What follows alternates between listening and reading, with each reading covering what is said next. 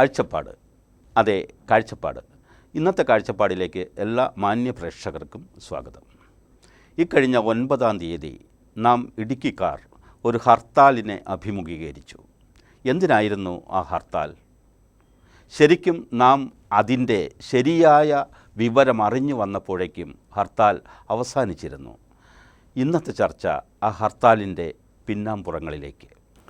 ഇന്നിപ്പോൾ ഈ വിഷയവുമായി ബന്ധപ്പെട്ട് ചർച്ചയ്ക്കെത്തിയിരിക്കുന്നത് വ്യാപാരി വ്യവസായി ഏകോപന സമിതിയുടെ ഇടുക്കി ജില്ലാ working president Shri KR Vinod, കൂടാതെ വ്യാപാരി വ്യവസായ സമിതിയുടെ ജില്ലാ പ്രസിഡന്റ് ശ്രീ റോജി പോൾ. രണ്ടുപേർക്കും ഈ ചർച്ചയിലേക്ക് സ്വാഗതം. ആദ്യമായിട്ട് ശ്രീ KR, കഴിഞ്ഞ 9-ാം തീയതി ഇടുക്കി ജില്ലയിൽ ഒരു ബന്ദ് നടന്നു. അതിന് ന്യായാന്യായങ്ങളെ സംബന്ധിച്ചല്ല ആദ്യ ചോദ്യം, നേരെ മറിച്ച് അത് വ്യാപാരി വ്യവസായി ഏകോപന സമിതിയുമായി ബന്ധപ്പെട്ട് എന്ന് ജനം ധരിച്ചിട്ടുണ്ട്. നിങ്ങൾ അവിടെ ക്ഷേമപ്രവർത്തനവുമായി ബന്ധപ്പെട്ട ഒരു ഇൻഷുറൻസ് പദ്ധതിയുടെ, കാരുണ്യ എന്ന പേരിലൊരു ഇൻഷുറൻസ് പദ്ധതിയുടെ പ്രഖ്യാപനം ഗവർണർ നടത്തുകയായിരുന്നു. അതുമായി ബന്ധപ്പെട്ടാണ് ഇവിടെ ബന്ദ് നടന്നതെന്ന് വ്യാപാരി വ്യവസായി ഏകോപന സമിതി ഇപ്പോഴും അങ്ങനെ തന്നെ വിശ്വസിക്കുന്നുണ്ടോ? സാർ, അത് ആ ചോദ്യം നല്ലതാണ്. ഞങ്ങളതിനെ സ്വാഗതം ചെയ്യുന്നു. ആ ചോദ്യത്തിന് നല്ല വ്യക്തമായ മറുപടി ഉണ്ട് നമുക്ക്. വ്യാപാരി വ്യവസായ ഏകോപന സമിതി ഈ പരിപാടിക്ക് ഗവർണറെ ക്ഷണിച്ച് കത്ത് കൊടുക്കുന്നത് നവംബർ 4-ാം തീയതിയാണ്. ആ കത്ത് ഞങ്ങൾ പത്രസമ്മേളനത്തിൽ പുറത്തുവിടുകയും ചെയ്തിരുന്നു. നവംബർ 4-ാം തീയതി കൊടുത്ത കത്തിൽ ഞങ്ങളുടെ ഈ പദ്ധതി ശരിക്കും ഡിസംബർ 1-ന് ലോഞ്ചായി. അതായത് ഡിസംബർ 1-ന് ശേഷം ഈ പദ്ധതിയിൽ ചേർന്ന് മരണപ്പെടുന്നവർക്ക് 5 ലക്ഷം രൂപ കൊടുക്കും ഞങ്ങൾ. പക്ഷേ അതിൻ്റെ ഉദ്ഘാടനത്തിന് അന്നത്തെ സാഹചര്യത്തിൽ അന്ന് ഈ ഗവർണറും ഗവൺമെൻറ്റും തമ്മിലൊന്നും ഇത്രയും മൂർച്ഛിച്ചിട്ടില്ല ഈ പ്രശ്നങ്ങൾ. ചെറിയ പ്രശ്നങ്ങളൊക്കെ ആരംഭിച്ചെന്നാൽ ഒരു വലിയ പ്രശ്നത്തിലേക്കൊന്നും പോയിട്ടില്ല. അപ്പോൾ ആ സാഹചര്യത്തിൽ അന്ന് കത്ത് കൊടുക്കുമ്പോൾ അദ്ദേഹത്തിന് ഞങ്ങൾ ഡിസംബർ 15-നുള്ളിൽ ഒരു ഡേറ്റാണ് അദ്ദേഹത്തിനോട് ചോദിക്കുന്നത്. പക്ഷേ എന്ത് സംഭവിച്ചെന്ന് വെച്ചാൽ എല്ലാവർക്കും അറിയാം, ഈ നവകേരള യാത്ര കേരളത്തിൽ ഇടുക്കി ജില്ലയിൽ കടന്നു വന്നത് 10-ാം തീയതിക്ക് ശേഷമാണ്. ആ സാഹചര്യത്തിൽ ഗവർണർ ഓഫീസ് പറഞ്ഞു ആ സമയത്ത് ഗവർണർ കൂടി വരുന്നത് ശരിയല്ല, അതുകൊണ്ട് നമുക്ക് കുറച്ചുകൂടി ഡേറ്റ് നീട്ടാം. അങ്ങനെ നീട്ടാം എന്ന് പറഞ്ഞപ്പോൾ ഞങ്ങൾക്കുണ്ടായ അസൗകര്യം എന്താണെന്ന് വെച്ചാൽ 15-ന് ശേഷം 30 വരെ, ഡിസംബർ 30 വരെ ഒരു ഡേറ്റ് സ്വീകരിക്കാൻ ഞങ്ങൾക്ക് സാധ്യമല്ലായിരുന്നു. ഞങ്ങളുടെ വ്യാപാരം ഏറ്റവും നല്ല രീതിയിൽ ക്രിസ്മസിൻ്റെയും ന്യൂ ഇയറിൻ്റെയും വ്യാപാരം നന്നായി പോകുന്ന ഒരു സമയം. അപ്പോൾ ഞങ്ങൾ ജനുവരി 1st വീക്കിൽ ഡേറ്റ് ചോദിച്ചു എന്നുള്ളതും സത്യമാണ്. അങ്ങനെ ജനുവരി 2-ാം തീയതി ഗവർണർ ഓഫീസിൽ നിന്ന് ഞങ്ങൾക്ക് കമ്മ്യൂണിക്കേഷൻ വരുന്നു 9-ാം തീയതി 11:30-ക്ക് ഗവർണർ എത്തും. കോട്ടയത്ത് അദ്ദേഹത്തിന് ഒരു പ്രോഗ്രാമുണ്ട്. ആ പ്രോഗ്രാമിനോടൊപ്പം ഒറ്റ യാത്രയിൽ പരിപാടി നടത്തുന്നതിനാണ് നിങ്ങളുടെ പരിപാടി. അപ്പോൾ 2-ാം തീയതിക്ക് ശേഷമായിരുന്നു തൊടുപുഴയിൽ വെന്യൂ നിശ്ചയിച്ചതൊക്കെ? 2-ാം തീയതിയാണ് ഞങ്ങൾക്ക് ഗവർണർ ഓഫീസിൽ നിന്ന് കത്ത് കിട്ടുന്നത്. 2-ാം തീയതിയാണ് ആദ്യമായിട്ട് ഞങ്ങൾ വെന്യൂ ഒക്കെ അന്വേഷിച്ച് വിളിക്കുന്നത്. അപ്പം ഞങ്ങൾ തൊടുപുഴ വെന്യൂ വർച്ചസ് ട്രസ്റ്റുകളെന്ന് ഗവർണറെ അറിയിച്ചിരുന്നു. ഗവർണറെ ക്ഷണിക്കുമ്പോൾ അങ്ങനെ കുറേ പ്രോട്ടോകോൾ പ്രശ്നങ്ങളുണ്ട്. അദ്ദേഹത്തെ എവിടെയാണ് പരിപാടി, ആ ഹോൾഡ് ഫോട്ടോയൊക്കെ അവർക്ക് കൊടുക്കേണ്ടതുണ്ട്. അതുകൊണ്ട് വെന്യൂ ഞങ്ങൾ പറഞ്ഞിരുന്നു തൊടുപുഴയിലാണെന്നും വർച്ചസ് ട്രസ്റ്റുകളാണെന്നും. പക്ഷേ ഡേറ്റ് അദ്ദേഹത്തിൻ്റെതനുസരിച്ച് ക്രമീകരിക്കാം എന്ന് ഞങ്ങൾ പറഞ്ഞിരുന്നു. അങ്ങനെ 2-ാം തീയതി ആ ഡേറ്റ് തരുന്നു. ഞങ്ങൾ അഡ്വാൻസ് അത് അക്സെപ്റ്റ് ചെയ്യുന്നു. പക്ഷെ പിന്നീടാണ് അതൊരു വിവാദത്തിലേക്ക് പോകുന്നതെന്നും ആ ദിവസമാണ് LDF മുന്നണി ഈ സെക്രട്ടേറിയറ്റ് വളയുന്നതെന്നും ഒക്കെ ചർച്ചയിലേക്ക് വരുന്നത്. പക്ഷെ അപ്പോഴത്തേക്കും നമ്മൾ ഗവർണറുടെ ഓഫീസിന് അപ്രൂവൽ കൊടുത്തിരുന്നു.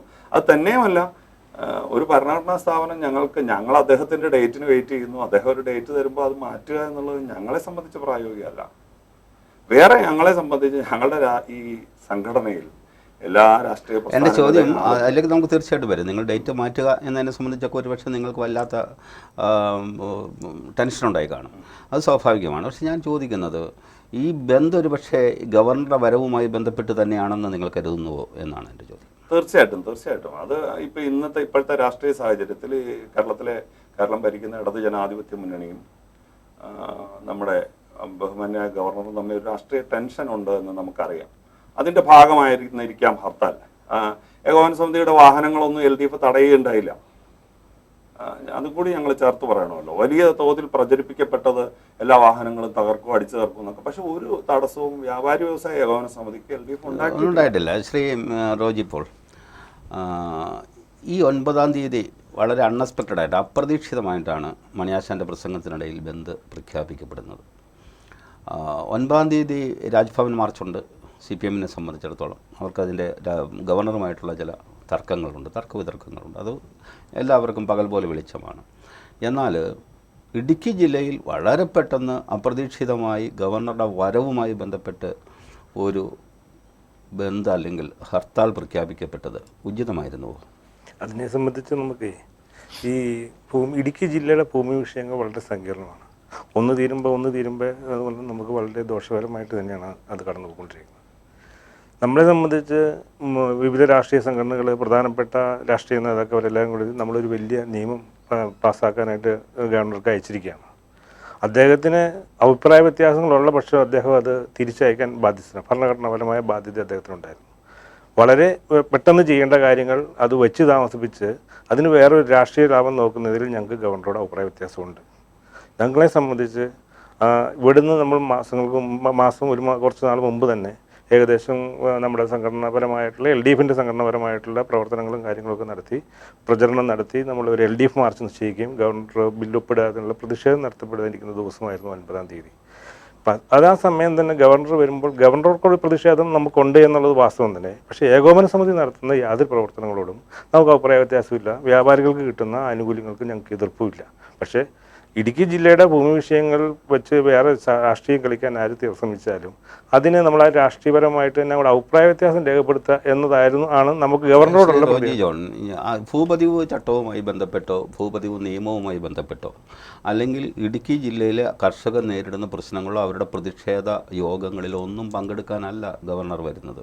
വ്യാപാരി വ്യവസായ ഏകോപന സമിതിയുടെ ഒരു ക്ഷേമകാരുണ്യ പ്രവർത്തനവുമായി ബന്ധപ്പെട്ടാണ്. ആ പ്രവർത്തനങ്ങൾ വരുമ്പോൾ സ്വാഭാവികമായി പെട്ടെന്ന് ഒരു ബന്ദ് പ്രഖ്യാപിക്കപ്പെട്ടതിൻ്റെ അനൗചിത്യമാണ് ഞാൻ ചോദിക്കുന്നത്. അതിനെക്കുറിച്ച് പറഞ്ഞു വരുമ്പോൾ നമ്മളെ സംബന്ധിച്ച് ആളുകളെ സംബന്ധിച്ച് ഞങ്ങൾ ആ സമയത്ത് ഗവർണറെ തടയുകയോ ഗവർണർ രാഷ്ട്രീയപരമായിട്ട് പല പ്ലേക്കാർഡുകൾ പൊക്കി പിടിച്ചു എന്നുള്ളതാണ് ഗവർണറെ തടയുകയോ ആ പറഞ്ഞ ഞങ്ങളുടെ തടസ്സങ്ങളും ഞങ്ങൾ ഉണ്ടാക്കിയിട്ടില്ല. പക്ഷേ നമുക്കൊക്കെ ഇത് ഗവർണർക്ക് ഒരു നമ്മുടേതായ ഒരു ജനങ്ങളുടെ പ്രതിഷേധം അത് നമുക്ക് അറിയിക്കേണ്ടതുണ്ട്. അതിൻ്റെ ഭാഗമായിട്ട് പല പ്രകടനങ്ങളും നടത്തിയിട്ടുണ്ട്, പ്രതിഷേധങ്ങളും നടത്തിയിട്ടുണ്ട്, നമ്മളിവിടുന്ന് രാജ്ഭവൻ മാർച്ച് നടത്തിയിട്ടുമുണ്ട്. നമ്മളെ സംബന്ധിച്ച് ആ കാര്യത്തിൽ നമുക്ക് പറയാനുള്ളത് കയ്യിൽ വെച്ച് ഒരു വിഷയം താമസിപ്പിച്ച് സങ്കീർണമാക്കുന്നതിലുപരി അഭിപ്രായ വ്യത്യാസങ്ങൾ ആരെങ്കിലും ചൂണ്ടിക്കാണിച്ചിട്ടുണ്ടെങ്കിൽ മാന്യമായിട്ട് അത് കവറിങ് സഹിതം തിരിച്ചെത്തിച്ചു കൊടുക്കേണ്ടത് പബ്ലിക് ഡൊമൈനിൽ നൽകി ഗവർണർ ഉത്തരവാദിത്തമാണ്. അത് ഗവർണർ പാലിക്കാതെ ഒരു പ്രത്യേക ശൈലിയിൽ ഒരു രാഷ്ട്രീയപരമായ ഗവർണർ ശൈലിയിലുള്ള പ്രവർത്തനങ്ങൾ കാഴ്ചവെച്ചത് ഞങ്ങളോട് നമുക്കൊരു അഭിപ്രായത്തിനുണ്ട്. ഇവിടെ പരിപാടിയിൽ പങ്കെടുത്തതിന് നമുക്ക് അന്നത്തെ ദിവസം ഞങ്ങളൊരു വിഷയം ഉണ്ടാക്കിയിട്ടില്ല. പക്ഷേ ഹർത്താൽ പ്രഖ്യാപിച്ചത് പൊതുവെ LDF പ്രഖ്യാപിച്ച ഒരു ഹർത്താലാണ്. അതിന് ആളുകളൊക്കെ മുൻപ് ഹർത്താലുകൾ നമ്മൾ പ്രഖ്യാപിക്കുമ്പോൾ കട അടപ്പിക്കേണ്ടി വരാറുണ്ട്. പക്ഷേ ജനങ്ങളാകെ കടയടച്ചു. നമ്മൾ ഒരു കടകളിൽ പോയി അടയ്ക്കാൻ പറയേണ്ട ഒരു അവസ്ഥ ഒന്നും ഉണ്ടായിട്ടില്ല എന്നുള്ളത് നമ്മളത് വളരെ ശ്രദ്ധയോടെ. സ്വാഭാവികമായിട്ട് LDF അല്ലെങ്കിൽ BJP അല്ലെങ്കിൽ കോൺഗ്രസ് UDFകാരൊക്കെ ഹർത്താൽ പ്രഖ്യാപിച്ചാൽ പൊതുവേ ജനം സഹകരിച്ച് കാണാറുണ്ട്. കാരണം നമുക്ക് അത് ഒരുപക്ഷെ ഭയം കൊണ്ടാവാം അല്ലെങ്കിൽ സഹകരണം കൊണ്ടാവാം, ഏത് രീതിയിൽ വേണമെങ്കിലും നമുക്ക് വ്യാഖ്യാനിക്കാം. ഞാൻ പറഞ്ഞു വരുന്നത് അത് സമ്മതിച്ചിരിക്കുന്നു. പക്ഷെ ഒരു കാര്യം പറയാതെ വയ്യ, ആ കാര്യത്തിൽ ഈ ഭരണഘടനാപരമായ ഒരു വലിയ പദവി വഹിക്കുന്ന ഒരാളെന്ന നിലയിൽ മാത്രമായിരിക്കില്ല ഇത്. അന്നത്തെ ദിവസം വലിയൊരു സംഘർഷം തൊടുപുഴയിൽ പൊതുജനം പ്രതീക്ഷിച്ചു. പക്ഷെ അത് LDF സംയമനം പാലിച്ചു അല്ലേ? ആർക്കെന്ത് വേണേലും പ്രതീക്ഷിക്കാം. സംയമനം പാലിക്കുക എന്നുള്ളത് നടത്തുന്ന ആളുകളുടെ ഉത്തരവാദിത്തപ്പെട്ട ഭാഗമാണ്.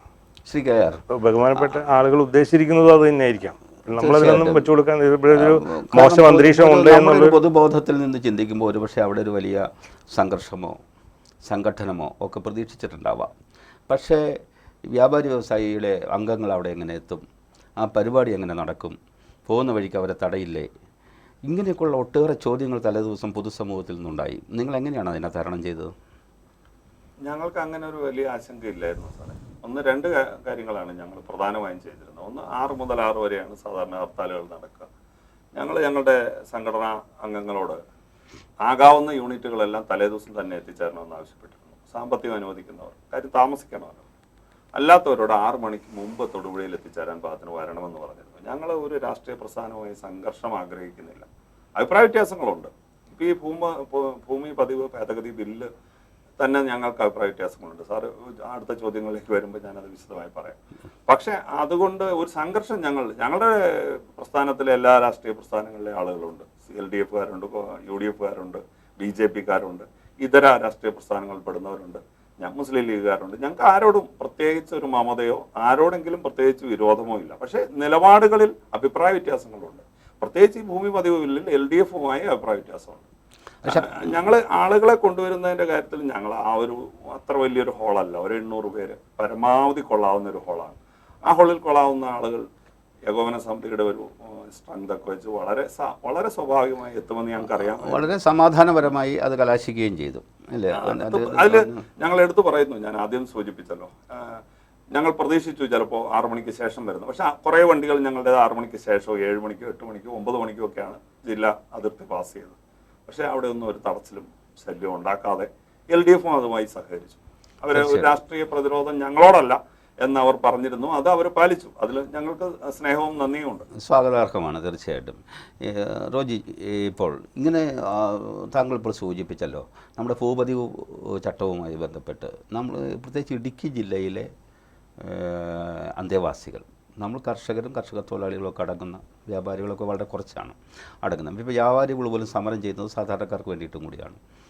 നമ്മൾ 10-13 പഞ്ചായത്തുകളിൽ വലിയ ഭൂപ്രശ്നങ്ങൾ നേരിടുകയാണ്, നിർമ്മാണ നിരോധനം നടക്കുകയാണ്. ഇപ്പം തന്നെയാണ് ESI പ്രഖ്യാപിക്കാൻ വേണ്ടി റവന്യൂ ഡിപ്പാർട്ട്മെൻറ്റ് തിരക്കിട്ട പണിയിലാണ്. കേന്ദ്ര ഗവൺമെൻറ്റിന് അന്തിമ വിജ്ഞാപനം കൊടുക്കാൻ തിരക്കിട്ട പണിയിലാണ്.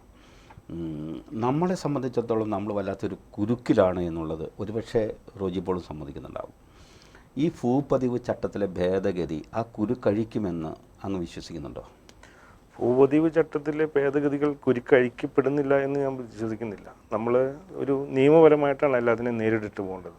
പലപ്പോഴും നമ്മൾ ആവശ്യമില്ലാത്ത കാര്യങ്ങൾ പല സ്ഥലത്തും എഴുതി വെച്ച് പട്ടയങ്ങൾ നഷ്ടപ്പെട്ട ഒരു സാഹചര്യം വരെ, രവീന്ദ്രൻ പട്ടയം പോലെയുള്ള പട്ടയങ്ങൾ നഷ്ടപ്പെട്ട സാഹചര്യം വരെ നമ്മുടെ ഇവിടെയുണ്ട്.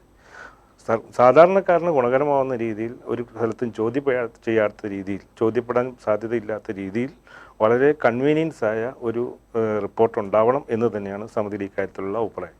അതിൽ നമുക്ക് പല കാര്യങ്ങളും പുതിയതായിട്ടൊരു നിയമം ഉണ്ടാക്കി വരുന്നതിന് സമയത്ത് പല കാര്യങ്ങളും നിയമപരമായ ഒരു പ്ലാറ്റ്ഫോമിൽ നിന്ന് നമുക്ക് പല ആവശ്യങ്ങളും കാണും.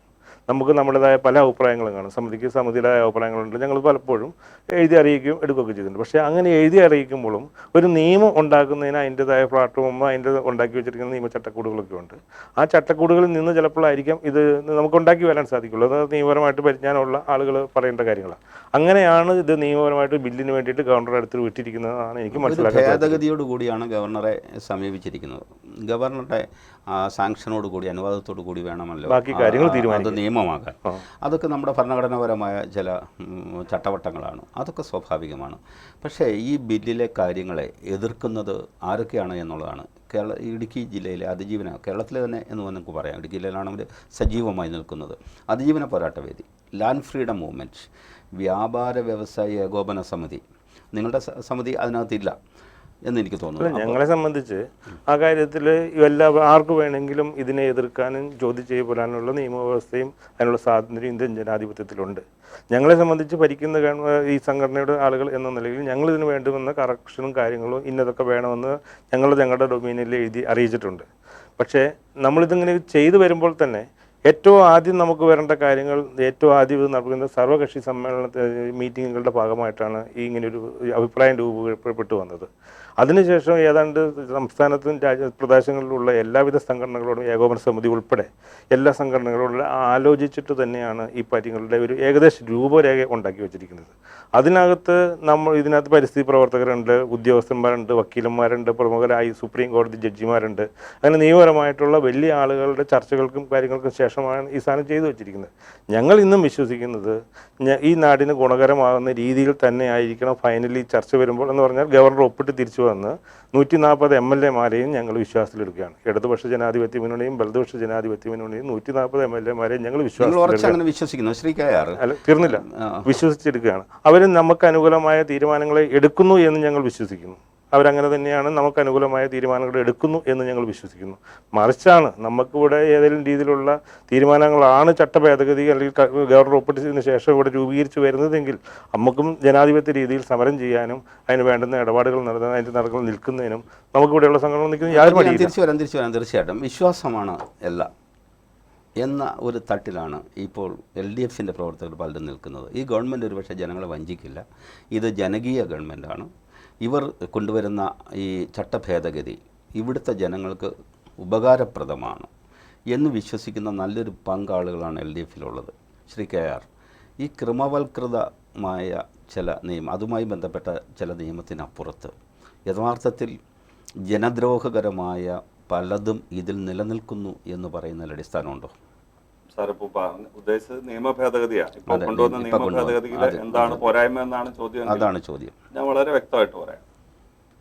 ഈ നിയമം ഭേദഗതി കൊണ്ടുവന്നപ്പോൾ ആദ്യം ഞങ്ങൾ അതിനെ സ്വാഗതം ചെയ്തു. പക്ഷേ ആദ്യത്തെ ദിവസമുണ്ടോ അത് നമ്മൾ കരുതിയത് ഈ നിയമ ഭേദഗതി ഇല്ലാതെ ഈ നാളിതുവരെ നടന്ന പ്രശ്നങ്ങളെ, ഇപ്പോൾ കോടതിയുടെ മുമ്പിൽ എത്തിയ പ്രശ്നങ്ങളെ പരിഹരിക്കാൻ സാധിക്കില്ല കാര്യം എന്നാണ് ഗവൺമെൻറ് നമ്മളെ മനസ്സിലാക്കി തന്നത്.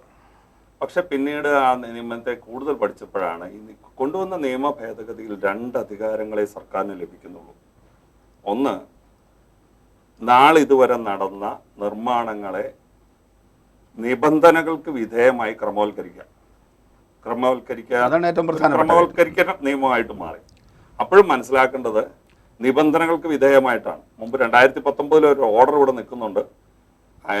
15 സെന്റും 1500 സ്ക്വയർ ഫീറ്റും വരെ, അത് ഇതേ ഗവൺമെന്റ് തന്നെ ഇറക്കിയതാണ്. 1500 സ്ക്വയർ ഫീറ്റ് വരെ അത് ഉപജീവനത്തിന് ഏക വരുമാന മാർഗമാണെന്ന് തെളിയിച്ചാൽ അത് മാത്രം ഫ്രീ ആയി വിട്ടുതരും. ബാക്കി സർക്കാർ ഏറ്റെടുത്ത് പാട്ടത്തിന് നൽകണമെന്നായിരുന്നു. സർക്കാർ ഏറ്റെടുത്ത് ഉടമയ്ക്ക് പാട്ടത്തിന് നൽകും എന്ന് പറഞ്ഞാൽ അതിനേക്കാൾ ജനാധിപത്യ വിരുദ്ധമായ ഒരു ഉത്തരവില്ല. അതിൻ്റെ ഒരു പതിപ്പ് തന്നെയാണ് ഇപ്പോൾ വരാൻ പോകുന്നത്. അപ്പോൾ അത് ഞങ്ങൾക്ക് ആദ്യം സന്ദേഹം ഉണ്ടായിരുന്നു. പക്ഷേ മുഖ്യമന്ത്രി തിരുവനന്തപുരത്ത് പത്രസമ്മേളനം നടത്തി പറഞ്ഞു. ഇവിടെ വിജയ സന്ദേശ യാത്രയുടെ സമാപന സമ്മേളനത്തിൽ മുഖ്യമന്ത്രി ഇവിടെ വളരെ അസന്നിഗ്ധമായ യോഗത്തിൽ എല്ലാ ഇടതുപക്ഷ നേതാക്കളും അവരുടെ MLA-മാരും ഇരിക്കുന്ന മന്ത്രി അടക്കം അല്ലല്ല വിജയ സന്ദേശ യാത്രയുടെ മുമ്പ് അന്ന് മുഖ്യമന്ത്രിക്കൊക്കെ ഒരു അഭിവാദ്യ സ്വീകരണമൊക്കെ കൊടുക്കായിരുന്നു.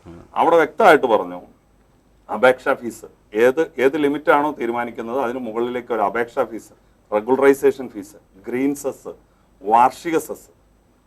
നോക്കൂ, ഇതിനൊന്നും ഈ 4നെയും ഞങ്ങൾ അംഗീകരിക്കുന്നില്ല. കാര്യം 10, 60, 70 വർഷക്കാലമായിട്ട് ഒരു സമൂഹം വളർച്ചയുടെ ഭാഗമായിട്ടുണ്ടായ കെട്ടിട നിർമ്മാണങ്ങൾ യാതൊരു തടസ്സങ്ങളും ഇല്ലാതെ സർക്കാർ അംഗീകരിച്ച് ടാക്സ് മേടിച്ച് അനുമതി കൊടുത്ത് പണിത കെട്ടിടങ്ങളെ ആകെ ഈ ക്രമവൽക്കരിക്കൽ നിയമത്തിന്റെ ഒന്നാമത്തെ പ്രശ്നം എന്നാ സാർ, ഇത് എല്ലാം അനധികൃതമാണെന്ന് അംഗീകരിക്കുന്നു എന്നുള്ളതാണ്. അനധികൃതമായി ഇപ്പോൾ പണിതിട്ടുണ്ട് എന്നുള്ളത് കെയർ അംഗീകരിക്കുന്നുണ്ടല്ലോ. അങ്ങനെയല്ല, ചട്ടവിരുദ്ധമായി ഇപ്പോൾ നമ്മുടെ മേഖലയിൽ കെട്ടിടം നിർത്തിയാൽ പോരെ, മുൻകാല പ്രാബല്യം കൊടുത്ത് അല്ല, ആ ചട്ടം തിരുത്താം. ഈ ഇങ്ങനെ ഉണ്ടാക്കിയ കെട്ടിടങ്ങൾ പൊളിച്ചു കളയണമെന്ന് വ്യാപാരി വ്യവസായ ഏകോപന സമിതിക്ക് ഇല്ലെന്ന് മാത്രമല്ല, നാളിതുവരെ നടന്ന സ്വാഭാവിക വികസനത്തെ അംഗീകരിക്കാനുള്ള ഒരു ജനാധിപത്യ മര്യാദയും ബാധ്യതയും ഈ ഗവൺമെന്റിനുണ്ട്. അതിന് പകരം ഈ കെട്ടിടങ്ങളെ ആകെ അനധികൃതമാണ് എന്ന പോയിന്റ് അംഗീകരിച്ചുകൊണ്ട് റെഗുലറൈസ് ചെയ്യാനുള്ള ഒരു നിയമമാണ് ഇപ്പോൾ കൊണ്ടുവന്നിരിക്കുന്നത്. ഇനി അനധികൃതമാണ് എങ്കിൽ എന്തുകൊണ്ട് അവരിൽ നിന്നൊരു കനത്ത ഫീസ് ഈടാക്കിക്കൂടാ? അനധികൃതം എന്ന ചട്ടലംഘനമല്ലാതെ ഇതിൽ വേറെ ഒന്നുമില്ല സാർ. ഇത് 964 ചട്ടം ഉണ്ടാക്കുന്നു, 960 നിയമം ഉണ്ടാകുന്നു, 64 ചട്ടം ഉണ്ടാകുന്നു. അതിൽ 4-ാം ചട്ടത്തിൽ ഒറ്റ കാര്യം, ആ 4-ാം ചട്ടത്തിൽ ഈ ഭൂമി അസൈൻ ചെയ്യുന്നത് കാർഷിക അന്നത്തെ സാഹചര്യം അന്നത്തെ സാഹചര്യം കൂടി കാണണം സാർ. അന്ന് നമ്മുടെ 2ാം ലോകമഹായുദ്ധത്തിന് ശേഷം ഉണ്ടായ വലിയ ഭക്ഷ്യക്ഷാമം, പിന്നീട് വന്ന ഗ്രോമോർ ഫുഡ് പദ്ധതി, അതിനുശേഷം ഉണ്ടായ കേരള സംസ്ഥാനത്തിന്റെ ഭാഗമായി ഈ ജില്ല നിലനിർത്തേണ്ടതിന്റെ ആവശ്യകതയിൽ വന്ന ഹൈറേഞ്ച് കോളനൈസേഷൻ സ്കീം, അങ്ങനെയൊക്കെ വന്ന ഒരു ജനത അന്നത്തെ സാഹചര്യത്തിൽ കൃഷിക്ക് തന്നെയാണ് വന്നത്. പക്ഷെ ഒരു ജനത ലോകത്ത് കുടിയേറാതെ, ഇപ്പം ഞാൻ ഈ 60കളിൽ നടന്ന കുടിയേറ്റം നടന്ന സ്ഥലം അമേരിക്ക, കാലിഫോർണിയ ഇപ്പൊ എങ്ങനെ ഇരിക്കുന്നു നോക്കൂ. 1950-നും 60-നും ഇടയിൽ കുടിയേറ്റം നടന്ന സ്ഥലമാണ് കാലിഫോർണിയ. അപ്പൊ അത് ഞാനൊരു താരതമ്യത്തിന് പറഞ്ഞു, ഏതൊരു ജനതയും മാത്രം എന്ന് എഴുതി ചേർത്തത് എത്ര മണ്ടത്തരം. അന്നത്തെ സാഹചര്യത്തിൽ ശരിയായിരുന്നു എന്ന് വേണമെങ്കിൽ ഞങ്ങൾ വാദത്തിന്. അതുകൊണ്ട് മാത്രം ഒരു സമൂഹം, സർക്കാരുകൾക്കൊരു ബാധ്യതയുണ്ട്. സമൂഹം വളരുന്നതിനനുസരിച്ച് ഒരു സമൂഹം അടുത്ത ഘട്ടത്തിലേക്ക് രൂപപ്പെടുന്നതിനനുസരിച്ച് നിയമനിർമ്മാണ സഭകളാണല്ലോ. ആ നിയമനിർമ്മാണ സഭയിൽ അന്നത്തെ സാഹചര്യത്തിൽ ട്രാവൻകൂർ കൊച്ചിൻ 1950-ലെ ട്രാവൻകൂർ കൊച്ചിൻ ലാൻഡ് അസൈൻമെന്റ് ആക്ടിന്റെ ആദ്യത്തെ 13 ചട്ടങ്ങൾ ഡിറ്റോ കോപ്പിയാണ് ഈ 1964 ഉണ്ടാക്കിയ ചട്ടം. വേറെ ഒന്നും ചെയ്തിട്ടില്ല. തിരുക്കൊച്ചി അസംബ്ലിയിൽ അന്ന് 3 മനസ്സിലാക്കുന്ന മലബാറിൽ ഉണ്ടായിരുന്ന ഒരു നിയമവും ട്രാവൻകൂർ കൊച്ചിൻ ലാൻഡ് അസൈൻമെന്റ് ആക്ടും 1895-ലെ ഒരു നിയമവും അബോളിഷ് ചെയ്തിട്ട് അതിന് പകരമായി ഭൂമി പതിച്ചു കൊടുക്കുന്നതിന് വേണ്ടി അബ്സല്യൂട്ടായി ഭൂമി പതിച്ചു കൊടുക്കുന്നതിന് വേണ്ടിയിട്ടാണ് 60-ൽ ഈ നിയമം കൊണ്ടുവരുന്നത്. നിയമത്തിന്റെ ആമുഖത്തിൽ അങ്ങനെയാണ് പറയുന്നത്. അതിന്റെ അവസാനവും ഉദ്ദേശ ലക്ഷ്യങ്ങളുടെ ഭാഗത്ത് അതാ പറയുന്നത്. പക്ഷേ ചട്ടം ഉണ്ടാക്കിയപ്പോൾ ഒരു നിബന്ധന കടന്നുകൂടി. ആ നിബന്ധന കാലാനുസൃതമായി പരിഹരിക്കണമായിരുന്നു എന്ന് ഞാൻ പറയണേ. അതിന് പകരം 2016 ഒരു കേസിന്റെ പോയപ്പോൾ ഗവൺമെന്റ് വക്കീൽ ഈ ചട്ടം എടുത്ത് ഉപയോഗിക്കുന്നു. ആ ചട്ടത്തിന്റെ പേരിൽ ഈ മുഴുവൻ കെട്ടിടങ്ങളും അനധികൃതമാണെന്ന് പറയുന്നു. എന്നിട്ട് ഇപ്പൊ ചെയ്യുന്നത് എന്താ? എന്നിട്ട് ഈ മൊത്തം അനധികൃതമാണെന്ന് ഉറപ്പുവരുത്തുന്നതിന് വേണ്ടി റെഗുലറൈസേഷൻ ബില്ല് കൊണ്ടുവരുന്നു. ഇത് തെറ്റാണ്. ഇതൊരു ജനതയുടെ ഭരണഘടനാ അവകാശങ്ങൾക്ക് മേളിൽ ആർട്ടിക്കിൾ 14 മുതൽ 21 വരെ ജീവിക്കാനുള്ള അവകാശം മുതൽ സ്വത്ത് സമ്പാദിക്കാനുള്ള അവകാശം മുതൽ മൗലിക അവകാശങ്ങളുടെ മേൽ ഒരു ഗവൺമെന്റ് കടന്നുകയറ്റം നടത്തുക. ശ്രീ റോജി ഇപ്പോൾ പറഞ്ഞത് കേട്ടല്ലോ. ഏതാണ്ട് ഈ ഗവൺമെൻറ്റിന് ഒറ്റ വാക്കുകൊണ്ട് തിരുത്താവുന്നതേ ഉള്ളൂ. ഒറ്റ വാക്ക്. ഈ നിയമ ഭേദഗതിയിൽ സത്യത്തിൽ കാർഷിക ആവശ്യത്തിനും വീടിനും അല്ലാതെ മറ്റ് ആവശ്യങ്ങൾക്കും എന്നുകൂടി എഴുതി ചേർത്താൽ തിരുത്തപ്പെടേണ്ട ആവശ്യങ്ങളേ ഉള്ളൂ. ഇത് അതെന്തുകൊണ്ടാണ് ഞാൻ ചോദിക്കുന്നത്, എന്തുകൊണ്ടാണ് അതിജീവന പോരാട്ട വേദി അല്ലെങ്കിൽ ഈ വ്യാപാരി വ്യവസായ ഏകോപന സമിതി, ലാൻഡ് ഫ്രീഡം മൂവ്മെൻറ്റ് ഇവരെയൊക്കെ ശത്രുക്കളായി പ്രഖ്യാപിച്ചുകൊണ്ട് ഗവൺമെൻറ് പോകുന്നത് എന്തുകൊണ്ടാണ്? നമ്മളെ സംബന്ധിച്ച് ഗവൺമെൻറ് ആരെയും ശത്രുക്കളായിട്ട് മുന്നോട്ട് പോകാൻ തീരുമാനിച്ചിട്ടില്ല. ഇപ്പോഴും ഗവൺമെൻറ് പറഞ്ഞിരിക്കുന്നത് ഗവർണർ ഒപ്പിട്ട് വരുന്ന മുറയ്ക്ക് എന്തെങ്കിലും മാറ്റം വരുത്തുന്നുണ്ടോ, തിരുത്തുണ്ടെങ്കിൽ തിരുത്തും എന്ന് തന്നെ പറഞ്ഞിട്ടുണ്ട്. നമ്മളെക്കാൾ നിയമപരിജ്ഞാനമുള്ള, ഞാൻ ആദ്യമേ സൂചിപ്പിച്ച പോലെ, നമ്മളെ സംബന്ധിച്ച ഒരു നാട്ടുകാരൻ എന്ന നിലയ്ക്ക് നമുക്ക് ആ ചട്ടം ഒന്ന് മാറ്റി കിട്ടിയാൽ മതി. പക്ഷേ അങ്ങനെ മാറ്റപ്പെട്ട ചട്ടങ്ങൾ 1993 സുപ്രീം കോടതി കേസ് വന്നപ്പോൾ 2009 തീർത്തത്. 20 വർഷക്കാലം കേസിൻ്റെ പുറകെ നിൽക്കേണ്ട വന്നു. നമുക്ക് രവീന്ദ്രൻ പട്ടയം, ഞാൻ ആദ്യമേ സൂചിപ്പിച്ച പോലെ രവീന്ദ്രൻ പട്ടയം നമ്മുടെ കയ്യിൽ നിന്ന് പോയി. പട്ടയം കിട്ടിയ ആളുകൾക്ക് യാതൊരു പ്രശ്നമുണ്ട്, അവരുടെ കുഴപ്പം കൊണ്ടല്ലല്ലോ അത് പോയത്. നിയമപരമായിട്ട് ചെറിയ അഡ്ജസ്റ്റ്മെൻറ്റുകൾ നടത്തിയതിന് പറയാം. ഈ ഗവൺമെൻറ്റിനെ സംബന്ധിച്ച് നമ്മൾ ഉദ്ദേശിക്കുന്നത് പൊതുജനങ്ങൾക്ക്, സാധാരണക്കാർക്ക് കിട്ടേണ്ട ആനുകൂല്യം പൂർണ്ണമായിട്ട് കിട്ടത്തക്ക രീതിയിൽ, അവർക്ക് നാളുകളിൽ സേഫ് കസ്റ്റഡിയിൽ സാധനം സൂക്ഷിക്കുന്ന രീതിയിൽ ഫൈനലായിട്ട് ചർച്ച ചെയ്ത് ഈ സാധനം കൊണ്ടുവരിക എന്ന കാര്യം തന്നെയാണ് ഗവൺമെൻറ് ഉദ്ദേശിച്ചിരിക്കുന്നത്. പക്ഷേ ഈ റെഗുലറൈസേഷൻ എന്നതുകൊണ്ട് ഒരു വലിയ അഴിമതിക്ക് വഴി തയ്ക്കുന്നത് ഉദ്യോഗസ്ഥന്മാരല്ലാതെ തന്നെ അറിയാലോ. അവർക്കൊരു ചെറിയ പിടി കിട്ടിയാൽ അവർ എങ്ങനെയാണ് സാധാരണക്കാരെ ദ്രോഹിക്കുന്നത്, പ്രത്യേകിച്ച് ഈ ഡിപ്പാർട്ട്മെൻറ്റുകാർ എന്ന് വിചാരിച്ചിരിക്കുകയാണോ? അങ്ങനെ ഇരിക്കുമ്പോഴാണ് അവരുടെ കയ്യിലേക്ക് ഒരു പിടി കൂടി ഒതുക്കി കിട്ടുകയാണ് ജനത്തെ. ഇവിടെ ഒരു വലിയ അഴിമതി സാധ്യതയില്ലേ? അതിനകത്തൊരു കാര്യം, ഗവർണർ ഒപ്പിട്ട് നിയമസഭയിൽ വരുന്ന 140 പേര് വന്ന് ചർച്ച ചെയ്തതിന് ശേഷമാണ് ഈ പറഞ്ഞ ഏതൊക്കെ വേണമെന്നുള്ള കാര്യത്തെക്കുറിച്ച് ഫൈനൽ തീരുമാനമാവുള്ളൂ. നമ്മളിപ്പോൾ ഗവർണർ ഒപ്പിടാത്ത ഒരു നിയമത്തെക്കുറിച്ചാണ് ചർച്ച ചെയ്തുകൊണ്ടിരിക്കുന്നത്. അപ്പോൾ അതിനെക്കുറിച്ച് എനിക്ക് മനസ്സിലാക്കാൻ സാധിച്ചത്, നമ്മളെക്കാൾ വിദ്യാഭ്യാസവും വിവരവും നിയമപരമായ അജ്ഞാനവും പൊതുജനരംഗത്ത് നല്ല പ്രാഗൽഭ്യമുള്ള ആളുകളാണ് നമ്മുടെ 140 MLA എന്നുള്ള വിശ്വാസം ഞങ്ങൾക്കുണ്ട്. അവർക്കതിൽ എന്തെങ്കിലും പൂർണ്ണമായ ബോധ്യമുണ്ടെങ്കിൽ, ഇപ്പം തന്നെ റെഗുലൈസേഷന് ഫീസ് മേടിക്കരുത് എന്നൊരു ആവശ്യം UDF ഫ്ലോറിൽ ഉന്നയിച്ചിട്ടുണ്ട്. മുഖ്യമന്ത്രി തന്നെ അവരുടെ ഫ്ലോറിൽ അന്നത്തെ ഈ സെസ്സിനെ കുറിച്ചൊന്നും അവിടെ അറിയിച്ചിട്ടില്ല, ചർച്ച ചെയ്തിട്ടില്ല എന്നൊരു ചെറിയൊരു ഇൻഫർമേഷൻ വാസ്തവമായിട്ടാണെന്ന് എനിക്കറിയില്ല കൂടി അങ്ങനെ ഒരു ഇൻഫർമേഷൻ നമുക്കുണ്ട്. അതുപോലെ അങ്ങനെ ഇരിക്കുന്ന ഒരു കാര്യത്തിൽ ഗവർണർ ഒപ്പിട്ട് തിരിച്ചു വന്നതിന് ശേഷം എന്തൊക്കെ വേണമെന്ന് ചർച്ച ചെയ്യാൻ അധികാരപ്പെട്ട ആളുകൾ നമ്മുടെ നിയമസഭയിലുണ്ട്. അവരെ നമ്മൾ ചോദ്യം ചെയ്യുന്നത് ശരിയല്ല. അവരെ ഏതെങ്കിലും രീതിയിൽ നമുക്ക് വിരുദ്ധമായ തീരുമാനങ്ങളാണ് എടുക്കുന്നതെങ്കിൽ ഉറപ്പായിട്ടും ഇടുക്കി ജനത ഇതിനു മുമ്പ് കണ്ടതുപോലെ ശക്തമായ സമരങ്ങളിലേക്ക് പോകും, രാഷ്ട്രീയ ഭേദമന്യേ എന്നതിന് യാതൊരു തർക്കവും. ശ്രീ കെയർ, നിങ്ങൾ ആണ് ഗവർണറെ പോയി കണ്ടത്, നിങ്ങളുടെ പ്രതിനിധികൾ കണ്ടു. അതിനകത്ത് അതിജീവന പോരാട്ട വേദിയുണ്ട്, ലാൻഡ് ഫ്രീഡം മൂവ്മെൻ്റ് ഉണ്ട്. അദ്ദേഹത്തെ കുറച്ച് സമയം അനുവദിച്ച് അദ്ദേഹം കൂടുതൽ സമയം അത് കേട്ടു. അദ്ദേഹം അതിനെക്കുറിച്ച് പഠിച്ച ഒരു കാര്യത്തെ നമുക്ക് തിരുത്തുണ്ടെങ്കിൽ ആ തിരുത്തണമെന്നാവശ്യപ്പെട്ടുകൊണ്ട് ഇത് നിയമസഭയിലേക്ക് തിരിച്ചയക്കുകയല്ലേ വേണ്ടത്? സത്യത്തിൽ അതിൻ്റെ പിന്നിൽ എന്തായിരിക്കും മറ്റുദ്ദേശങ്ങൾ? സാറിൻ്റെ ചോദ്യത്തിൽ ആദ്യം തന്നെ ഒരു ക്ലാരിറ്റി വരുത്താം. ഒന്ന്, ഗവർണറെ പോയി കണ്ട ഈ വിഷയം ഇതിലെ പോരായ്മകൾ ചൂണ്ടിക്കാണിച്ചത് വ്യാപാരി വ്യവസായ ഏകോപന സമിതി അല്ല, അതിജീവന പോരാട്ട വേദിയാണ്. ഞങ്ങളുടെ ഭാരവാഹികളും അതിജീവന പോരാട്ട വേദിയിലുണ്ട്. അതിജീവന പോരാട്ട വേദിയാണ്. അതൊരു ക്ലാരിറ്റിക്ക് വേണ്ടിയിട്ട് കാര്യം അത് വലിയ സംശയങ്ങൾ ഉണ്ടാക്കിയിരുന്നു. എന്നാൽ അവർ ചെയ്തത് തെറ്റാണെന്നൊരു അഭിപ്രായം വ്യാപാരി വ്യവസായ ഏകോപന സമിതിക്ക് ഇല്ല. പക്ഷെ ഞങ്ങളുടെ പ്രതിനിധികൾ, സംഘടനാ പ്രതിനിധികൾ, ഞങ്ങൾ സംഘടന തീരുമാനിച്ച് അങ്ങനെ ഒരു പ്രതിനിധികൾ അവിടെ പോയിട്ടില്ല, ഗവർണറെ കണ്ടിട്ടുമില്ല ഈ വിഷയത്തിൽ. പക്ഷെ അവർ പോയി കണ്ടിട്ടില്ല. അവർ ഉന്നയിച്ച ആവശ്യങ്ങൾ തെറ്റാണ് എന്ന അഭിപ്രായവും ഏകോപന സമിതിക്കില്ല. ഗവർണർ ഞങ്ങളുടെ മീറ്റിംഗിൽ വന്ന് പ്രസംഗിച്ച കാര്യം ഞാൻ വളരെ വ്യക്തമായി പറയാം. നവംബറിൽ മുതൽ 3 പ്രാവശ്യം ഈ ഗവൺമെന്റിന് കൃത്യമായി ഈ അദ്ദേഹത്തിന് ലഭിച്ചിട്ടുള്ള, ഞാൻ തെറ്റി പറഞ്ഞ ക്ഷമിക്കണം, അദ്ദേഹത്തിന് ലഭിച്ചിട്ടുള്ള ഒരു ഭരണഘടനാ പദവിയിലിരിക്കുന്ന അദ്ദേഹത്തിന് ലഭിച്ചിട്ടുള്ള പരാതികളുടെ അടിസ്ഥാനത്തിൽ ക്ലാരിറ്റി ആവശ്യപ്പെട്ടുകൊണ്ട് ഗവൺമെന്റിന് കത്ത് കൊടുത്തു. ഒരു ഗവൺമെന്റ് സെക്രട്ടറി, അല്ലെങ്കിൽ ചീഫ് സെക്രട്ടറി, അല്ലെങ്കിൽ ആ ഡിപ്പാർട്ട്മെന്റിന്റെ സെക്രട്ടറി, ഇല്ലെങ്കിൽ ഒരു മന്ത്രി, തീർച്ചയായും ഒരു ഭരണഘടനാ തലവന് അതിനെ സംബന്ധിച്ച് വിശദീകരണം കൊടുക്കാൻ എല്ലാ ബില്ലുകളിലും നമ്മളത് കാണാറുണ്ട്. പക്ഷേ ഈ ബില്ലിൽ നാളെ ഇതുവരെ ഒരു വിസ്തീർണവും ഈ ഗവൺമെന്റ് നൽകിയിട്ടില്ല എന്ന് എല്ലാ പത്രക്കാരുടെയും മുമ്പിൽ വെച്ച് ഞങ്ങളുടെ മീറ്റിംഗിൽ ആവർത്തിച്ച് അദ്ദേഹം അതിന്റെ ലൈവ് നിങ്ങൾ കണ്ടുപോക്കിയാൽ തീർച്ചയായിട്ടും ആവർത്തിച്ച് അദ്ദേഹം പ്രസംഗിച്ചു.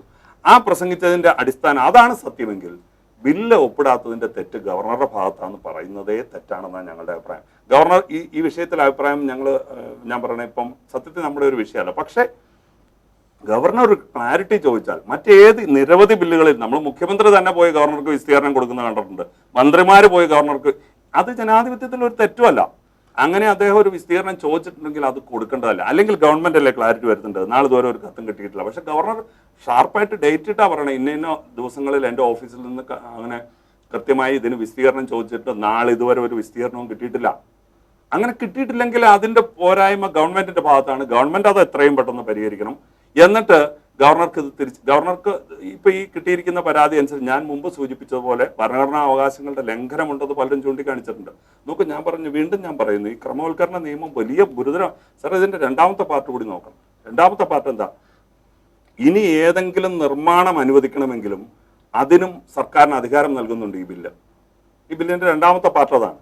പക്ഷെ അപ്പോഴൊക്കെ നമ്മൾ മനസ്സിലാക്കേണ്ടത്, ഈ ക്രമവൽക്കരിക്കുമ്പോഴും പുതിയ നിർമ്മാണങ്ങൾക്ക് അനുമതി നൽകുമ്പോഴും ഭൂമിയുടെ അടിസ്ഥാന സ്വഭാവം കാർഷിക ഭൂമി എന്ന് ഉറപ്പുവരുത്താൻ ഗവൺമെന്റ് ഈ നിയമത്തിന് ഉപയോഗിച്ചിട്ടുണ്ട്.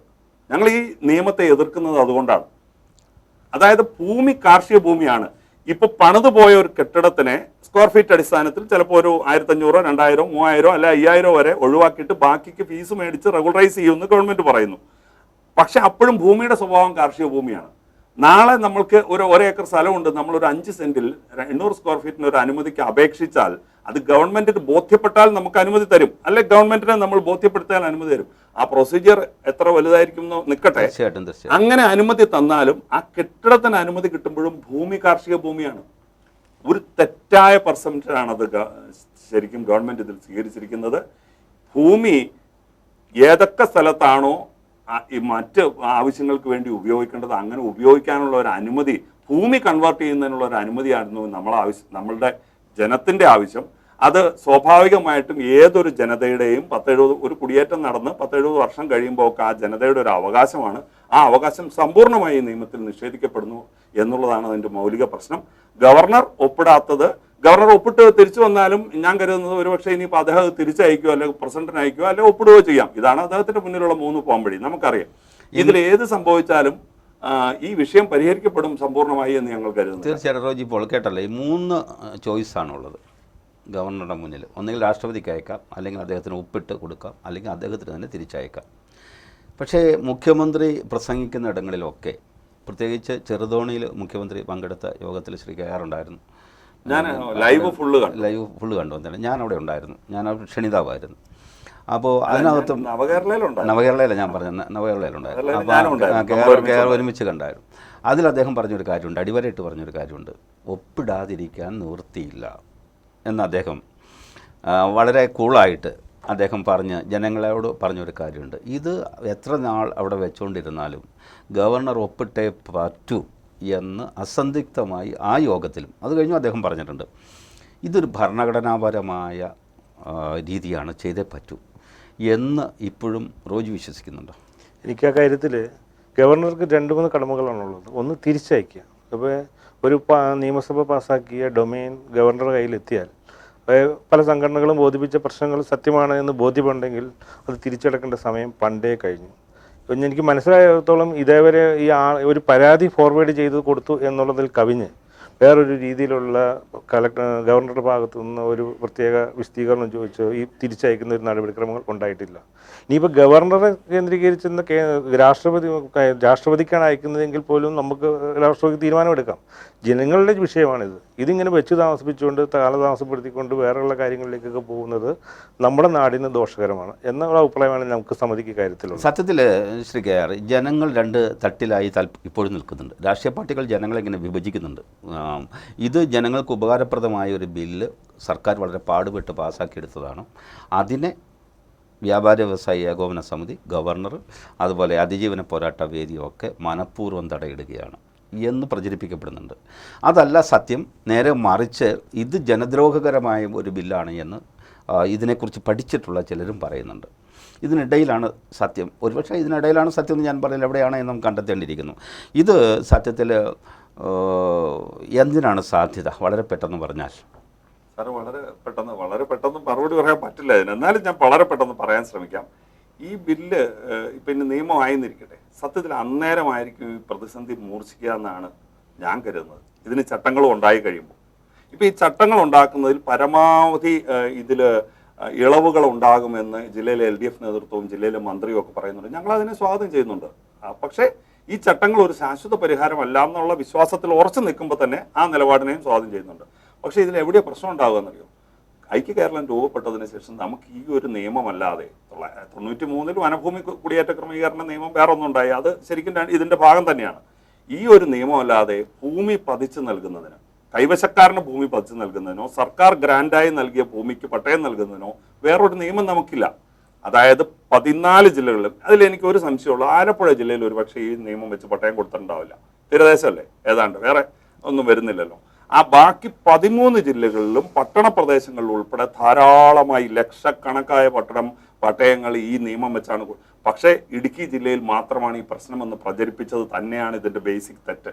പക്ഷെ എന്ത് സംഭവിക്കും? ഈ നിയമം പാസ്സായി ചട്ടങ്ങൾ വന്നു കഴിഞ്ഞാൽ ഇപ്പൊ സർക്കാർ 5000 സ്ക്വയർ ഫീറ്റ് വരെ അൺകണ്ടീഷണലായിട്ട് ഫീസ് ഇല്ലാതെ റെഗുലറൈസ് ചെയ്യുന്നു. ഈ 5000 കെട്ടിടത്തിന്റെ വിസ്തീർണം അളക്കാൻ വേണ്ടി എല്ലാ കെട്ടിടോടമയ്ക്കും നോട്ടീസ് ചെല്ലണമല്ലോ. നോട്ടീസ് ചെല്ലുമ്പോഴായിരിക്കും ഈ 13 ജില്ലകളിലെ മറ്റ് 12 ജില്ലകളിലെയും ഇടുക്കി ജില്ലയിലെ 13 ജില്ലകളിലെ ആളുകൾ, ആലപ്പുഴയിൽ ഉണ്ടെങ്കിൽ ആലപ്പുഴയിൽ 14 ജില്ലകളിലെ ആളുകൾ ഈ വിഷയം അറിയുക. അപ്പോഴായിരിക്കും ഇതിന് റെഗുലറൈസേഷൻ ഫീസ് വേണം. 70 വർഷമായിട്ട് 60 വർഷമായിട്ട് തൻ്റെ കൈവശം അല്ലെങ്കിൽ തൻ്റെ പൂർവ്വപിതാക്കന്മാരുടെ കൈവശമുള്ള ഭൂമിക്ക് ഇനി ഞാൻ ഒന്നും കൂടി റെഗുലറൈസ് ചെയ്യേണ്ടെന്ന് ആളുകൾ അറിയാൻ പോകുന്നത്. നമ്മുടെ നാട്ടിലെ ഇടുക്കിയിലെ ആളുകൾക്ക് പോലും ഈ വിഷയം ഗൗരവമായി മനസ്സിലാകാത്തതുകൊണ്ടാണ് ഈ തെറ്റിദ്ധരിപ്പിക്കലും ഈ ഡിവിഷനും ഒക്കെ സാധിക്കുന്നത്. കുറെ കൂടി ഇപ്പോൾ ഇതിനെ അനുകൂലിച്ച് പ്രചരിപ്പിക്കുന്ന യഥാർത്ഥ ഭരണമുന്നണിയുടെ ആളുകൾ പോലും ഈ ചട്ടങ്ങൾ വന്നാൽ ഒരു രൂക്ഷമായ പ്രതിസന്ധിയിലേക്ക് പോകുമെന്നാണ്, സങ്കീർണമായ ഒരു പ്രതിസന്ധിയിലേക്ക് നീങ്ങുമെന്ന് തന്നെയാണ് ശ്രീ KR സൂചിപ്പിക്കുന്നത്. സമയത്തിൻ്റെ കുറവാണ്, നമ്മുടെ സമയം ഏതാണ്ട് അവസാനിക്കുകയാണ്. ശ്രീ റോജി, ഈ ഒരു വ്യാപാര രംഗത്ത് നിൽക്കുന്നവരാണ് നിങ്ങൾ രണ്ടുപേരും. 2 സമിതിയിലാണെന്നേ ഉള്ളൂ. വ്യാപാര രംഗം ഇപ്പോൾ വല്ലാത്ത പ്രതിസന്ധി നേരിടുന്നുണ്ട്. മൊത്തത്തിൽ വ്യാപാരത്തിനൊരു മാന്ദ്യം സംഭവിച്ചിട്ടുണ്ട് കേരളത്തിൽ. മൊത്തത്തിൽ സാമ്പത്തികമായൊരു മാന്ദ്യം തന്നെയാണ് അതിന് കാരണം എന്ന് എനിക്ക് തോന്നുന്നു. അങ്ങനെയാണെങ്കിൽ ഇപ്പോൾ പ്രധാനമായിട്ടും നിങ്ങൾ നേരിടുന്ന ഈ കച്ചവടക്കുറവ്, ഒപ്പം തന്നെ പ്രധാനമായിട്ടും ചില അപ്രതീക്ഷിതമായി ഉണ്ടാകുന്ന റെയ്ഡുകൾ, ഇതൊക്കെ നിങ്ങളുടെ കച്ചവടത്തെ ബാധിക്കുന്നുണ്ടോ? നല്ല രീതിയിൽ ബാധിക്കുന്നുണ്ട്. നമ്മൾക്ക് പ്രധാനപ്പെട്ട വ്യാപാരക്കുറവെന്ന് പറഞ്ഞാൽ മൊബൈൽ രംഗത്ത് വ്യാപാര മേഖലയിൽ വരുന്ന കടന്നുകയറ്റമാണ്. ബാങ്കിങ്, ഇതുപോലെ തന്നെ ഓൺലൈൻ കച്ചവടങ്ങളാണ്. ഓൺലൈൻ കച്ചവടങ്ങൾ കടന്നു വരുമ്പോൾ കോർപ്പറേറ്റുകൾ കടന്നു വരികയും അവർ വലിയ സംവിധാനങ്ങളിലൂടെ കൂടി ഇവിടെ വന്ന ആളുകളുടെ വീടുകളിൽ എത്തിച്ചു കൊടുക്കുകയും ചെയ്യുമ്പോൾ മാർക്കറ്റ് ചെയ്യുന്നവരുടെ പ്രാദേശിക മാർക്കറ്റാകെ തകർന്നു പോകുന്ന സംവിധാനമാണ് നിലനിന്ന് പോകുന്നത്. നമ്മളെ സംബന്ധിച്ച് ഈ മേഖലയിൽ വളരെ പ്രതിസന്ധി ഈ കാര്യത്തിൽ നേടുന്നുണ്ട്. നമ്മൾ അഭിവൃദ്ധിരായ കുറേയധികം ആളുകൾ വളരെ കഷ്ടപ്പെട്ട് അവൻ്റെ എല്ലാ രീതിയിലുള്ള കാര്യങ്ങളിൽ നിന്ന് പോകുമ്പോഴും ഓൺലൈൻ മാർക്കറ്റുകളും കോർപ്പറേറ്റുകളുടെ മാളുകൾ, ഈ റീറ്റെയിൽ മേഖലകളിൽ കോർപ്പറേറ്റ് ചെറിയ മാളുകൾ തുടങ്ങിയിട്ടുള്ളത്, അങ്ങനെയൊക്കെ വരുന്നത് നമ്മൾ ചെറിയ കച്ചവടക്കാരെ ആകെ അസ്ഥിരപ്പെടുത്തിയിട്ടുണ്ട്. നമ്മളെ സംബന്ധിച്ച് കോർപ്പറേറ്റ് വൽക്കരണം വഹിക്കുന്ന വലിയ സെൻട്രൽ ഗവൺമെൻറ്, അത് തുടക്കം വെച്ച കോൺഗ്രസ് ഗവൺമെൻറ്, ഇതിനെല്ലാം പൂർണ്ണ ഉത്തരവാദിത്തങ്ങളാണ്. കർഷകരെ നശിപ്പിക്കാൻ ആസിയൻ കരാർ കൊണ്ടുവന്ന പോലെ തന്നെ ഇവിടെ പ്രാദേശിക മേഖലകളിൽ, റീറ്റെയിൽ മേഖലകളിൽ കോർപ്പറേറ്റുകൾ കടന്നു വരാനുള്ള നിയമങ്ങൾ എടുത്തു കളഞ്ഞതും ആകെയുള്ള ആ വിഭാഗങ്ങളിലെ എല്ലാ മേഖലകളിലും ഇവർക്ക് വലിയ സ്വാധീനം ഉണ്ടാക്കുന്നതും നിയമം രൂപീകരിച്ചതും പ്രാദേശികമായിട്ടും കാലാന്തരത്തും അത് അപ്ഡേറ്റ് ചെയ്ത് കൊടുത്തതുമാണ് ഇന്നത്തെ ഈ പ്രതിസന്ധിയുടെ വലിയ കാരണങ്ങൾ ഒന്ന് എന്ന് പൂർണ്ണമായിട്ടും വിശ്വസിക്കുന്ന ആളുകളാണ് ഞങ്ങൾ. ശ്രീ KR, അവസാനമായി ഈ കേരളമാണ് ഇപ്പോൾ ഈ വ്യാപാര രംഗത്ത് നേരിടുന്ന വലിയ പ്രതിസന്ധി. മറ്റ് സ്റ്റേറ്റുകൾ അങ്ങനെ നേരിടുന്നില്ല എന്ന് പറയുന്നതിൽ ന്യായമുണ്ടോ?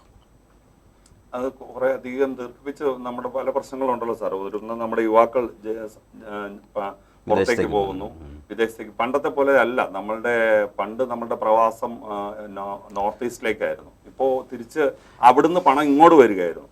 ഇപ്പൊ നമുക്ക് വളരെ വ്യക്തമായിട്ട് അറിയാം ഇപ്പൊ അതല്ല സംഭവിക്കുന്നത്. ഇപ്പൊ നമ്മുടെ കുട്ടികൾ കുടുംബാംഗങ്ങളെ കൂടി അങ്ങോട്ട് കൊണ്ടുപോകുന്നു, ഇവിടുത്തെ പറ്റുമെങ്കിൽ ഇവിടുത്തെ ഡിസ്പോസ് ചെയ്ത് അങ്ങോട്ട് ആ സ്വത്തുക്കൾ കൊണ്ടുപോകുന്ന ഒരു സ്ഥിതിയിലേക്കാണ് നമ്മുടെ കുടിയേറ്റം പോകുന്നത്. അല്ല നമ്മുടെ മൈഗ്രേഷൻ, നമ്മുടെ പണം നല്ലൊരു പങ്ക് ഭായിമാർ കൊണ്ടുപോകുന്നു, അത് കൂടാതെ ഗൾഫിൽ നിന്ന് വരുന്ന പണം നിൽക്കുന്നു. രണ്ടാമത് പറഞ്ഞ സാറ് പറഞ്ഞാണ്, ഇവിടുത്തെ അടിസ്ഥാനപരമായ മേഖലയിൽ തൊഴിലെടുക്കുന്ന പണം കേരളത്തിൽ തങ്ങുന്നില്ല. ഇന്ത്യയിലെ വിവിധ സ്റ്റേറ്റുകളിലേക്ക് ഒരു ദിവസം RTIS ചെയ്യപ്പെടുന്ന തുക എത്രയാണെന്ന് എടുത്താൽ എനിക്ക് അതിന്റെ ഫിഗർ അറിയില്ല, പക്ഷെ ഒരു ഭീകരമായ തുകയായിരിക്കും. അപ്പോൾ സ്വാഭാവികമായിട്ട് ഇത് ഒരു ബേസിക് കാരണമാണ്. പിന്നെ റോജി പോൾ സൂചിപ്പിച്ച വ്യാപാര മേഖലയിലുള്ള ഓൺലൈൻ വ്യാപാരത്തിന്റെ കടന്നുകയറ്റം, ആളുകളുടെ വരവ്, നിയമങ്ങളുടെ കാഠിന്യം. പിന്നെ ഞങ്ങൾ പറയും ഇപ്പോൾ സർക്കാർ നിയമം എൻഫോഴ്സ് ചെയ്യുന്നതിന്റെ ഭാഗമായി വലിയ തോതിൽ പെനാൽറ്റി രാജ് നടത്തുന്നു. അതും തെറ്റാണ്. പ്ലാസ്റ്റിക്കിന്റെ പേരിൽ എല്ലാം വ്യാപാരിയാണ് തെറ്റെന്നുള്ള രീതിയിൽ ഇപ്പൊ ഇടുക്കി ജില്ലയിലേക്ക് വന്നു കഴിഞ്ഞാൽ ഇതിന്റെ ഒക്കെ കുനിൽമേൽ കുരു എന്നുള്ള പറഞ്ഞതുപോലെയാണ് ഈ പ്രശ്നങ്ങൾ വന്നിരിക്കുന്നത്. വ്യാപാരി മേഖലയെ സംബന്ധിച്ച് യജമാനന്മാർ ഈ നാട്ടിലെ ജനങ്ങളാണ്, കൃഷിക്കാരാണ്, കർഷക തൊഴിലാളികളാണ്, സാധാരണ മനുഷ്യരാണ്, ശമ്പളക്കാരാണ്. അവരുടെ ആ ഉപഭോക്താക്കളാണ് ഒറ്റ വാക്കിൽ പറഞ്ഞാൽ അവരുടെ പ്രശ്നങ്ങൾ, അവർക്ക് പ്രശ്നങ്ങൾ ഉണ്ടായ വ്യാപാര മേഖല തകരും. ആ പ്രശ്നങ്ങളെ അതുകൊണ്ടാണ് മുൻപ് ഒരു കാലത്തും ഇല്ലാത്തതുപോലെ അഡ്രസ്സ് ചെയ്യാൻ ഞങ്ങൾ ശ്രമിക്കുന്നത്. അല്ലാതെ ഈ വിഷയത്തിൽ ഞങ്ങൾക്ക് മൗലികമായി ഞങ്ങളും സ്വയം കൃഷിക്കാര് അല്ല, ഞങ്ങളുടെ ഏറിയ പങ്ക് ഒരു 70% ആളുകളും കൃഷിക്കാർ കൂടിയാവും, കാർഷിക വൃത്തിയും കൂടിയാണ് ജീവിക്കുന്നത്. ഈ പ്രശ്നങ്ങൾ ആയതുകൊണ്ടാണ് ഞങ്ങൾ ഇത്തരം വിഷയങ്ങളിൽ ഇടപെടുന്നത്. മറ്റ് രാഷ്ട്രീയ ലക്ഷ്യങ്ങളൊന്നും ഈ സംഘടനയ്ക്കില്ല. ഒന്നും കൂടി അടിസ്ഥാനപരമായി തെളിച്ച് പറയാൻ സാർ, ഒരു ഇലക്ഷനിലും രാഷ്ട്രീയമായി ഇടപെടാൻ ഞങ്ങളുടെ സംഘടന ആഗ്രഹിക്കുന്നില്ല. പക്ഷെ ഈ വിഷയങ്ങൾ ഉയർത്തിക്കൊണ്ടേയിരിക്കും, അതിൽ തിരുത്തലുകൾ ആവശ്യപ്പെട്ടുകൊണ്ടേയിരിക്കും. കരയുന്ന കൊച്ചനല്ലേ പാലുള്ളൂ. തീർച്ചയായിട്ടും സമയത്തിൻ്റെ പരിമിതി കൊണ്ട് മാത്രമാണ് നമുക്ക് ചർച്ച ചെയ്യാൻ അനവധിയായ കാര്യങ്ങൾ ഇനിയും ബാക്കിയുണ്ടെന്നറിയാം. വളരെ സന്തോഷമുണ്ട് രണ്ടുപേരും, ശ്രീ KR വിനോദ്, ശ്രീ റോജി പോൾ, രണ്ടുപേരും മീഡിയ നെറ്റിൻ്റെ ഈ ഫലപ്രദമായ ചർച്ചയിൽ പങ്കെടുത്തതിന്. ഇങ്ങനെ ഒരു വേദി തന്നതിന് വളരെ സന്തോഷം. നാളുകൾ പിന്നിടും തോറും ഇടുക്കിയിലെ ഭൂപ്രശ്നങ്ങൾ വീണ്ടും സങ്കീർണമാകുന്നു. നമ്മുടെ ഭൂപ്രശ്നങ്ങൾ എന്നാണ് ഇനി അവസാനിക്കുക? ഗവർണർ ഒപ്പിടുന്നതോടുകൂടി, ഈ ബിൽ തിരിച്ച് നിയമസഭയിലെത്തുന്നതോടുകൂടി ഈ പ്രശ്നങ്ങൾക്ക് പരിഹാരമാകുമോ? ഇല്ലെന്ന് ചിലർ, ഉവ്വ എന്ന് ഭരണകക്ഷിയും അതിനെ പിന്തുണയ്ക്കുന്നവരും. നമുക്ക് കാത്തിരിക്കാം ഇടുക്കിയുടെ അതിജീവനത്തിനായി.